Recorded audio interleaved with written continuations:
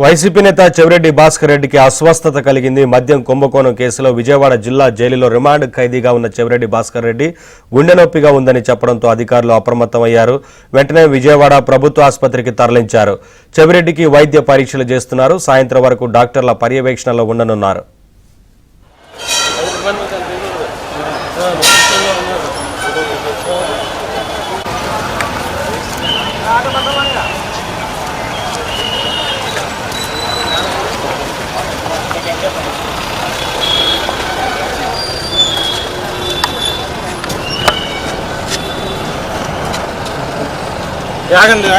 Door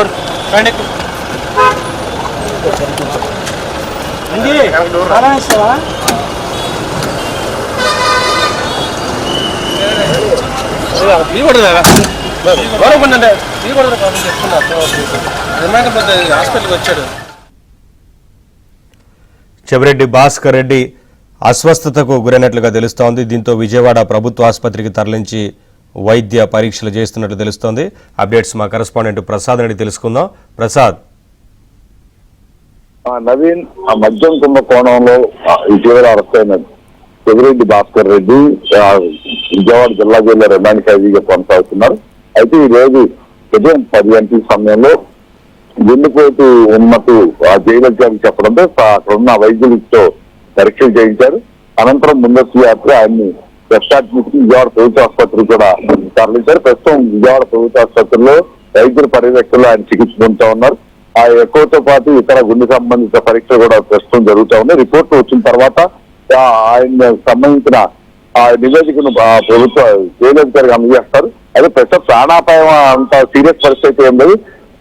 సాధారణంగానే నొప్పి వచ్చినట్టు కూడా నిర్ధారిస్తున్నారు. అయితే ఈ నొప్పి గల కారణాలు మెడిసిన్ కూడా అందజేస్తామని వైద్యులు చెప్తా ఉన్న పరిస్థితి. అయితే ఇప్పటికీ దీనికి సంబంధించి కేసుకు సంబంధించి కూడా నిన్న విజయవాడ ఏసీబీ కోర్టులో ఇటు సిట్ అధికారులు కూడా ఆయన్ని 5 రోజుల పాటు కస్టడీ ఇవ్వాలంటూ కూడా పిటిషన్ దాఖలు చేశారు. మరోవైపు అదే సమయంలో చెవిరెడ్డి భాస్కర్ రెడ్డి తరపున న్యాయవాదులు కూడా ఆ బెయిల్ మంజూరు చేయాలంటూ కూడా పిటిషన్ దాఖలు చేశారు.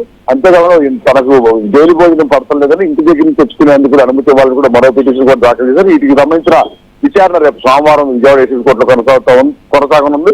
ఈ నేపథ్యంలో ఈ రోజు ఆయన అస్వస్థతకు గురవడం, గుండెపోతుందని చెప్పడంతో అప్రమత్తమైన జైలు సిబ్బంది అన్ని ప్రభుత్వ ఆసుపత్రి తరలించి వైద్య పరీక్షలు చేస్తున్నారు. ప్రస్తుతం వైద్యుల నుంచి అంత సమాచారం ప్రకారం అయితే ఎటువంటి సీరియస్నెస్ గా భావించాల్సిన అవసరం లేదు. ఎటువంటి ఇబ్బందులు కేవలం సాయంత్రం వరకు పర్యవేక్షణ ఉంచి అసలు మందు నుంచి పంపిస్తామని కూడా చెప్తా ఉన్నారు. సాయంత్రం వరకు ఆసుపత్రిలో చికిత్స పొందిన తర్వాత మళ్ళీ జిల్లా జైలుకి తరలిస్తారు. నవీన్, ఇప్పటివరకు అంటే హార్ట్కు సంబంధించిన పరీక్షలు కాకుండా ఇంకా ఇతర సమస్యలకు సంబంధించి ఏమైనా వైద్యులు చెప్తున్నారా?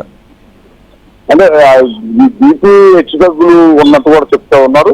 అది వైద్య పరిభాషలో అంత ప్రామాణికంగా తీసుకోవాల్సిన అవసరం లేదని కూడా వైద్యులు చెప్తున్నారు. కేవలం ఆ నొప్పి గుండె నొప్పి ఉన్నప్పుడు కొంత గ్యాస్ సంబంధిత ఇబ్బంది కూడా ఉంటుందని కూడా వైద్యులు చెప్తున్నారు. ఎందుకంటే జైలు సడన్ గా జైలుకి వెళ్ళినప్పుడు అక్కడ ఉన్న వంటలు కావచ్చు, లేదా అక్కడ ఉన్న ఆహార నియమాలు, దినచర్యలు అన్ని కూడా మారిపోతా ఉంటాయి.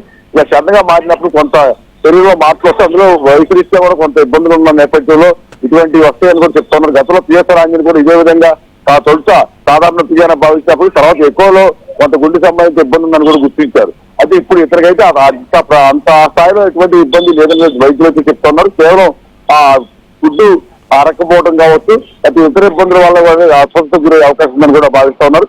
రిపోర్ట్ వచ్చిన తర్వాత దానిపై అధికారికంగా ఒక నివేదిక కూడా ఇచ్చిన తర్వాత ఆ మందులు ఇచ్చి జిల్లా జైలుకి పంపిస్తామని కూడా వైద్యులు చెప్తున్నారు. వీళ్ళైతే సీరియస్ గా తీసుకోవాల్సిన అవసరం లేదని కూడా ప్రభుత్వ వైద్యులు ప్రకటించారు. Naveen, thank you Prasad, thanks for the updates. Okay.